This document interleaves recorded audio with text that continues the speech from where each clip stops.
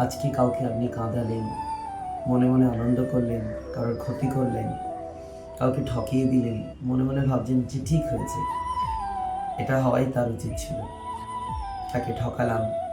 আরে সৃষ্টিকর্তা সবার, আপনারও আমারও, কারণ তিনি সৃষ্টি করেছেন আমাদের সবাইকে।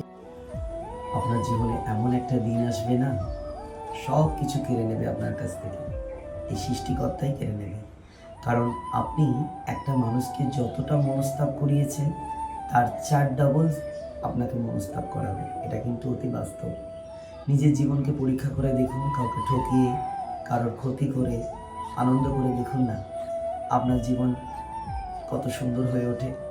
প্রথম প্রথম হয়তো আপনারা আনন্দ করবেন যে আমি তাকে ঠকিয়েছি, তার হেনস্থা করেছি, কিন্তু যেদিনটা ভগবান আপনাকে দেবে, সেই দিনটা কিন্তু আপনাকে প্রস্তুত থাকতেই হবে।